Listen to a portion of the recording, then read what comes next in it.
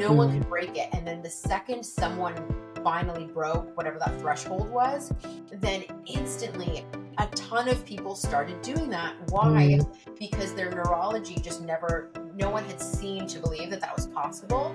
So once they started to see that, they're like, oh wow, yeah, I can actually do that too. So it's very, very interesting how the mind, like that connection kind of works. So, and if you're very far away from that, even finding just little incremental goals in order to get to that place. So I guess that's kind of a lot, but high level, it's essentially having the awareness and starting to make even the tiniest changes to build up that momentum that's going to lead you to the larger change. And then absolutely finding your support system with that, whether it's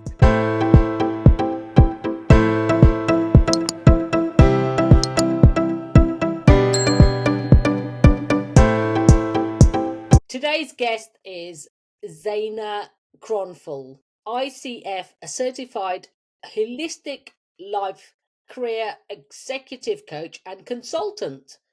With over 12 years in cross-functional leadership in international product marketing, brand strategies, and project management, Zeina takes a holistic approach to her work, taking into consideration all areas of her clients' lives, leveraging her own experience of tirelessly making external and environmental changes with short-lived results.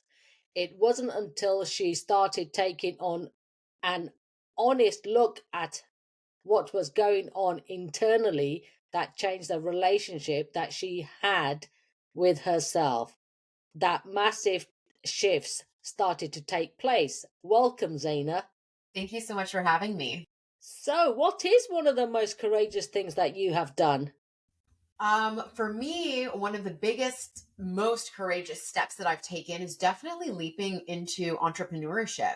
It's really interesting because a lot of people, I feel like, go into that space just always wanting it, or no, maybe they grew up in a family of entrepreneurs and they just knew that's what they wanted to do.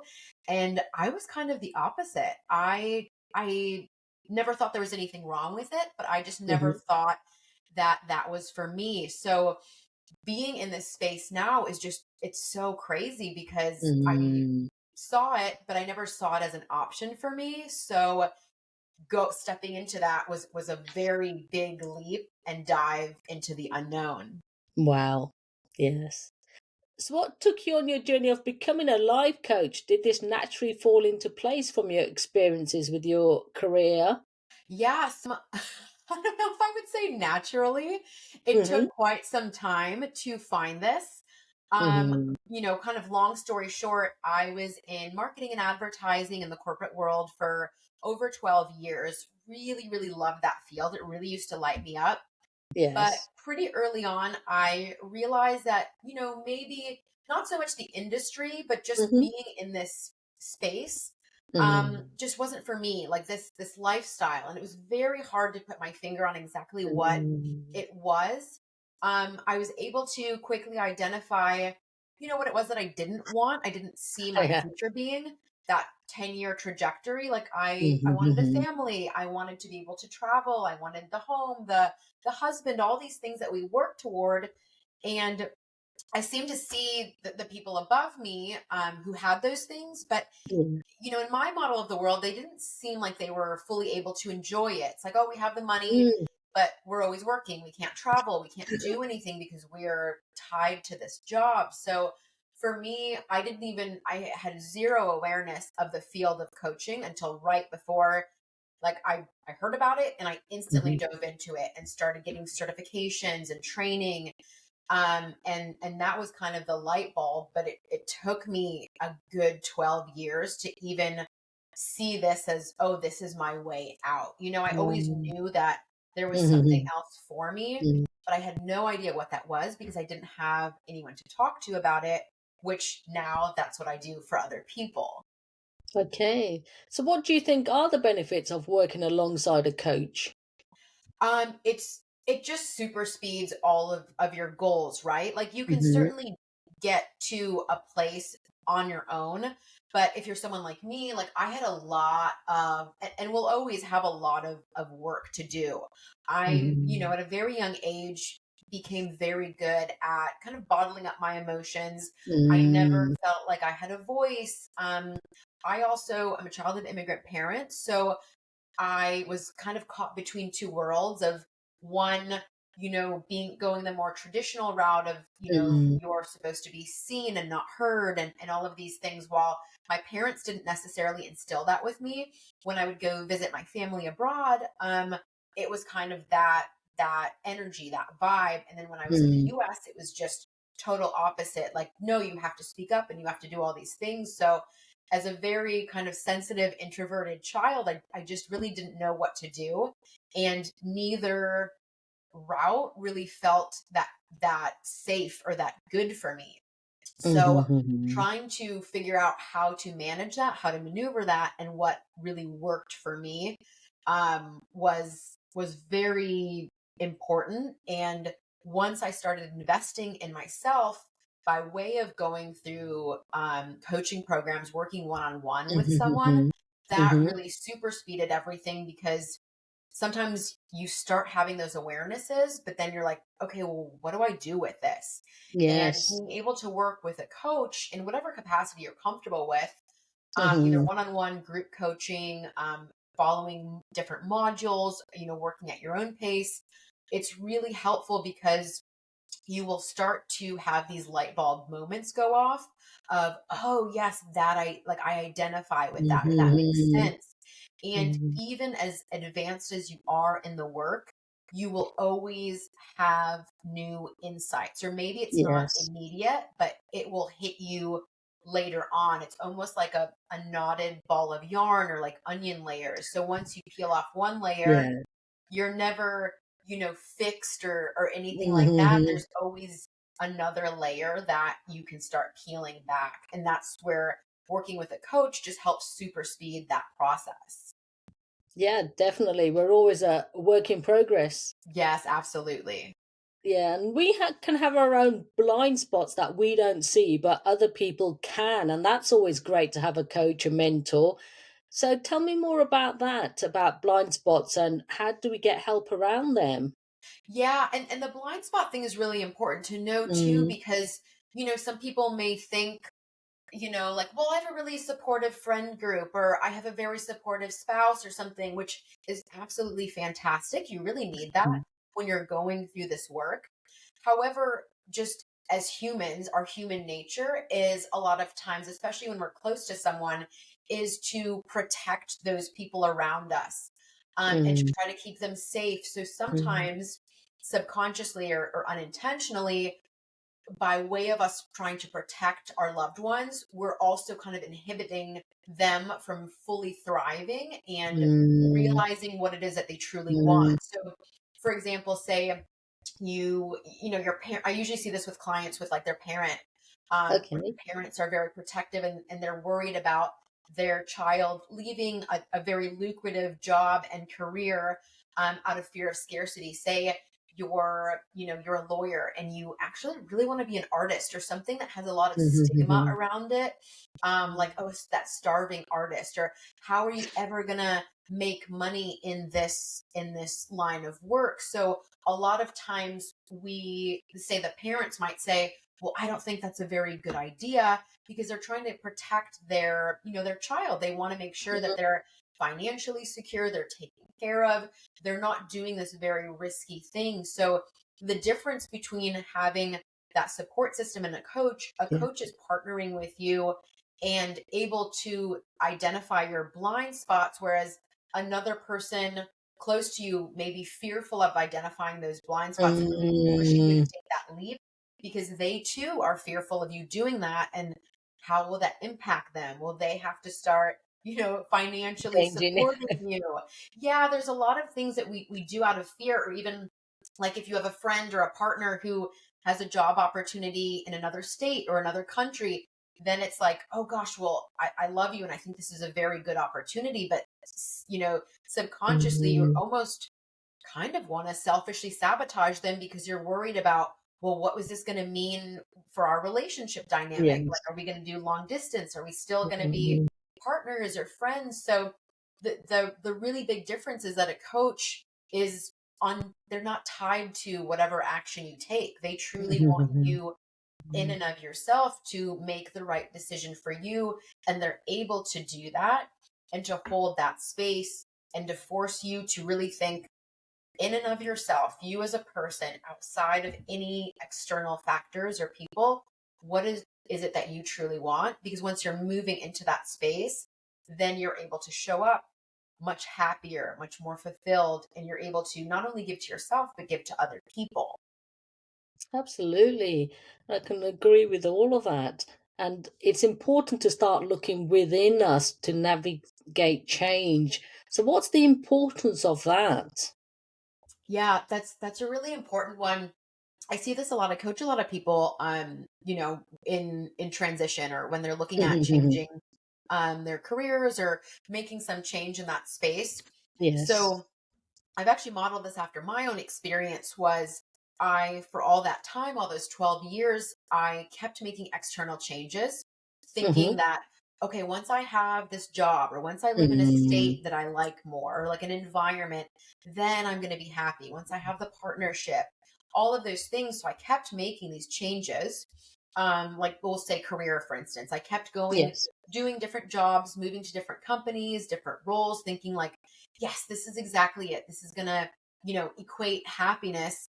And ultimately, even when I was at my peak, traveling the world, doing, in the industry and space that I loved, it just kept taking me less and less time in each of these Mm-hmm. roles to still feel unfulfilled, which, as someone who's highly ambitious, highly motivated, it's like, it's horrifying, right? Because you're like, Yeah. I've done all the things, I've finally arrived, but like, why am I still so, Mm-hmm. unhappy? And that's when I Mm-hmm. started doing the internal work, like my kind of Mm-hmm. internal healing journey, my spiritual work, and then finding coaching. That, for me, that's when the light bulb went off. Was, oh, I'm basically just taking still my, conditioning and any baggage and any limiting beliefs Mm-hmm. to each one of these relationships and jobs. So yes, while my environment has changed and maybe I was happy for a little bit, ultimately I have to be happy with myself, and I have to be Yes. confident and all of those things in order for everything around me to really line up and for it to be kind of like a 360 package of happiness and fulfillment. I mean, absolutely. And it's reconnecting with our authentic self. And if you can truly understand it's from the inside out, not the other way around, that's the starting point. Absolutely. Yes, yes. So tell me more about the inner child work you do for your clients and, for some of the listeners that may not know what it actually is. Could you just explain that, please? Yeah, absolutely. So inner child work is, it's very, very impactful to help us kind of heal and work through things that have happened in the past in order Mm, to shift the energy and manifest and move more towards our authentic selves, and become, mm, start to get more into alignment with who we truly are and what we truly desire. So inner child work is a tool, it's a technique. I use it a lot with like meditation with my clients. eh? Basically, so say you have some sort of limiting belief, which is keeping you from getting that promotion at work, or even saying no Mm, to the existing job that you're in, and moving into a new one, or trying to move through managing different job offers. So one of the things that I work with a lot of my clients with is a limiting belief, like of fear of not being good enough or lacking that mm, self-confidence. So the mm. whole idea of inner child work is going back, finding ideally that first event when Yes. that I'm not good enough, I can't be confident, when these beliefs started implanting in ourselves. So if you think about it, when you're a child, you're very, very impressionable. So you see things Mhm, very black and white. It's not as fluid as we see them as adults. So someone, as a child, maybe a parent or someone said, you can't be that artist.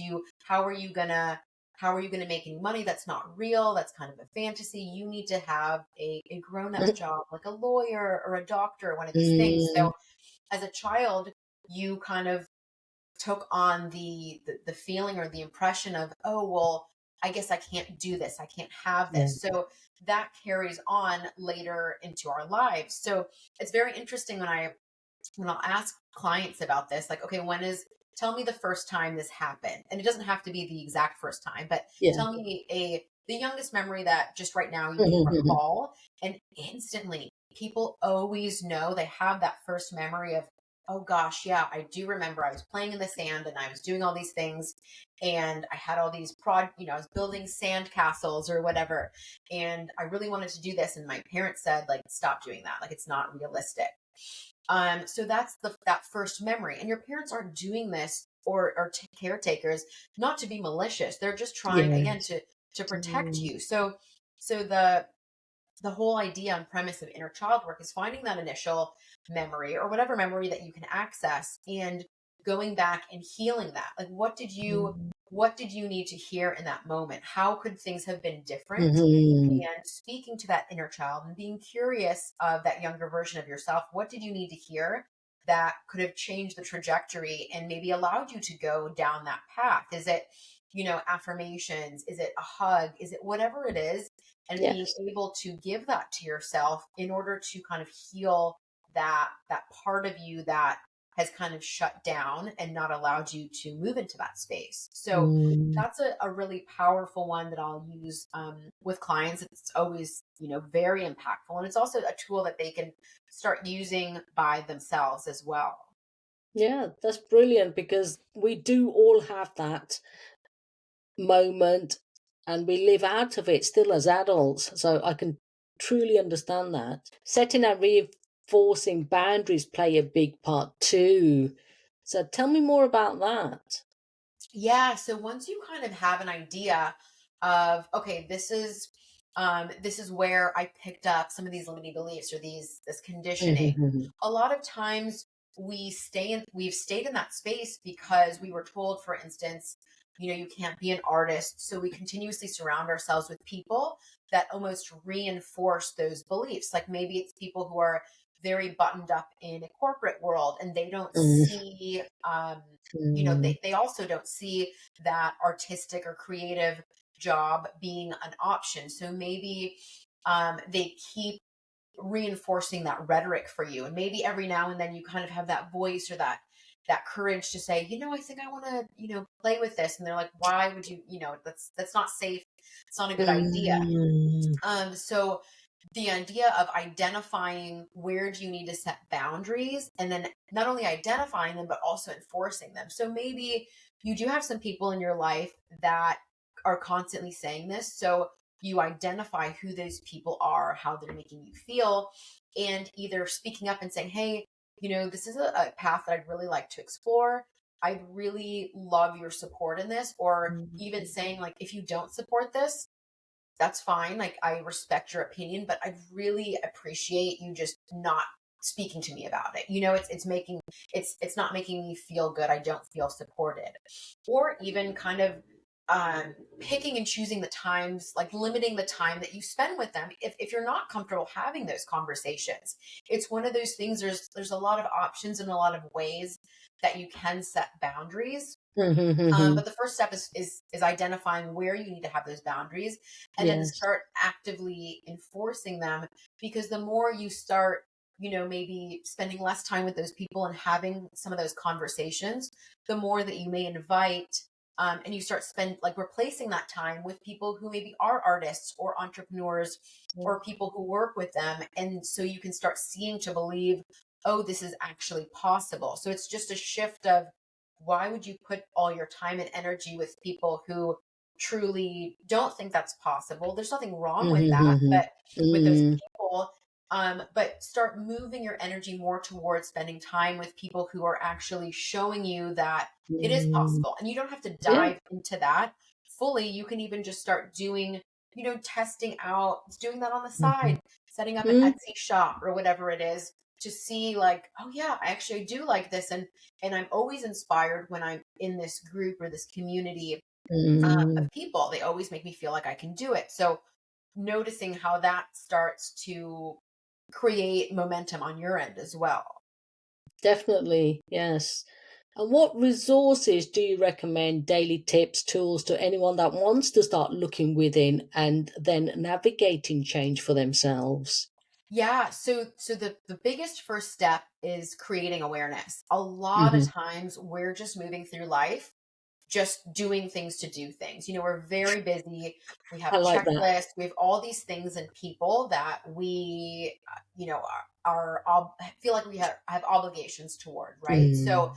trying to see, what do I have going on? How can I detox some of these things? How can I declutter my environment and start either getting rid of some of these things, and then if I can't get rid of them, then how can I start delegating them to someone else? Is there a partner or a parent or someone in Mm. my life that can help out, even if it's just once a month, and start Yeah. taking some of those things off of your plate? So energetically, and mentally, your mind is a little bit more clear. So that first step is having that awareness. And once you Hmm. have that awareness, then starting to take action on, okay, what is it that I really need to do? Is this something I need to slowly phase out and get out of my life? Do I need to start, networking more? If you're in a position where you want to change careers or even stay in your same, line of work or business and expand, do you need to meet more people to see that it's actually possible? Maybe you're moving into a space that's very foreign to you, and you need to start seeing other people in similar roles or people who are doing what you're hoping to attract into your experience. So, starting to either personally connect with these people or just Mm. watch them and take in what they're doing. Sometimes we, may live in a small town or we don't have access Yes. to meet some of these people in person, and that's totally fine. It's just a matter of Hmm. seeing someone do it and then starting to understand, like, wow, this is actually possible. Mm. There's a really good example of this with I think it was people running the fastest mile. No one could Hmm. ever break. I think it was like Yes. 4 minutes or something. No one Mm. could break it, and then the second someone finally broke whatever that threshold was, then instantly a ton of people started doing that. Why? Mm. Because their neurology just never, no one had seen to believe that that was possible. So once they Yes. started to see that, they're like, oh, wow, yeah, I can actually do that too. So it's very, very interesting how the mind, like that connection kind of works. So, Mhm. and if you're very far away from that, even finding just little incremental goals in order to get to that Mhm. place. So I guess that's kind of a Yeah. lot, but high level, it's essentially finding, like, having the awareness and starting to make Mhm. just Mm. even the tiniest changes to build up that momentum that's going to lead you to the larger change. And then absolutely finding your Mhm. support system with that, whether it's ideally people in your community, partner, spouse, friends. And then if you're able to work with a coach, that's even better because they're able Mhm. to partner with you from a very unbiased standpoint and Yes. really be able to help you dig in there and see things from different perspectives. Oh, that's fantastic. That's brilliant. So, Zaina, who are your customers? Who do you work with? Yeah, excellent question. So I typically work with three different types of people. And Mhm. I give a lot of ocean analogies when we talk about this. But so the first type of person I like to call like the stay and play, someone who's staying and playing in the sand. So by that, I Mhm. mean people who are trying to make changes, no matter how big or small, within their kind of comfort zone or zone of genius. So that Mhm. could include people who want to stay in the same industry and change Mhm. jobs, like going from one marketing role in a company to another company doing the same thing, or even moving up within their organization. So that's one kind of group of people, the stay and Mhm. play. The second group of people are the people that I call like out to sea. Those are the ones who are truly navigating a potentially really big change. So they're recalibrating what lights them up, trying to figure out what it is that they're really destined to be doing because wherever they are right now, it's just not serving them anymore. So they are the Mhm. full career transition. And again, that can be someone moving from marketing to finance within the corporate space, or leaping from corporate to entrepreneurship, very big transitions. Mm-hmm. And then the third group of people are what I like to call the islanders, who are the entrepreneurs, freelancers, business owners. And they are, on their own, doing their thing. Sometimes they get help, sometimes they don't, but they're always navigating change, because sometimes they Mm-hmm. feel very removed from the rest of the world, because many of them are doing a little bit of everything on their own. So it's kind of those three subsets of people. Mm-hmm. It doesn't Mm-hmm. matter what industry you're in or any of that. Those details don't matter. It's just kind of the core essence of what you're looking for. And regardless, I take a really holistic look at my clients and what they do. And we're doing a deep dive. So some of those details, it doesn't really matter. It's more so, where are you at, and where do you kind of see yourself wanting to be? And if you don't know, then we'll figure it out. That's brilliant. And I've got to ask, Zeina, why the sea analogy then? So I love anything ocean, beach. I Mm-hmm. mean, you can see like the color of this room is very beachy. I have like a little sun picture. Everything with my brand is very like the colors and everything. I wanted to make something that really made me feel grounded and just calm and Mm-hmm. all of that, because I've always been such a high achiever, type A type person. So seeing that and being around that really, really grounds me. And it's important anytime that you're navigating any sort of change to have a environment or something that you can go back to, that is calming, that's grounding for you when, all of your world is shifting. You have to have kind of that happy place in your mind. Like in Mm-hmm. meditation, I'm always on the beach. And my future, like I have a future beach house that I'm manifesting and all of those things. So it was important for my brand, for me to remember that, and then also instill that in my clients. Maybe they hate the beach and they're more of a mountain person. Great. Mm-hmm. That's something that can Mm-hmm. mentally kind of anchor you and calm you in, places of mental or environmental turmoil. That's absolutely beautiful. Thank you for sharing that with us. Yeah. So, Zaina, where can the listeners find you online? What's your website? Yeah. So my website is searockcoaching.com. It's SEAROCK coaching.com. I actually have a freebie if any of your listeners are Mm-hmm. looking to kind of get more clarity of what direction they want to go in their life and their career. You can go to searockcoaching.com/freebie and download a free workbook. Other than that, I'm on all social media, Facebook, Instagram. I'm pretty active there. All of the handles are at C Rock Coaching. So feel Mm-hmm. free to connect with me and follow me there. Reach out on LinkedIn as well. I'm more than happy to connect, and I'd love to hear your story, what you have going on. Yes, thank you so much for sharing your courageous journey with us today. And by doing so, you have helped so many others, Zeina Kronfol. Yeah, thank you so much for having me. This has been great. And all your links will be in the show notes. So if anybody wants to connect with you directly, please do. And as we are all about Create the Courage to Be Fearless podcast, what is your definition of courage? So I love this question. It's funny. I was thinking about it recently, and I ever since we kind of had this conversation a few days Mm-hmm. ago, I started seeing the word courage pop up like all over the place, which is actually even this morning in an email. So I was like, oh my God, this is great. So for me, there's also a quote that I do want to leave your listeners with. So it's Mm-hmm. the idea of courage doesn't always roar. Sometimes courage is the idea that I will wake up and try again. And for me, Mm-hmm. a lot of times we tend to think in extremes of, oh, well, courage is climbing Mount Everest. So I'm not courageous because I'm not doing something like that. But courage is just finding and identifying something that you fear and taking any action step to move toward that. It doesn't matter how big or how small. Like, just once you start taking those baby steps, even if you don't even go follow through with it, just moving toward and through that fear is Absolutely. To me, the definition of courage, taking any action towards that what you fear, is the most courageous thing that you can do.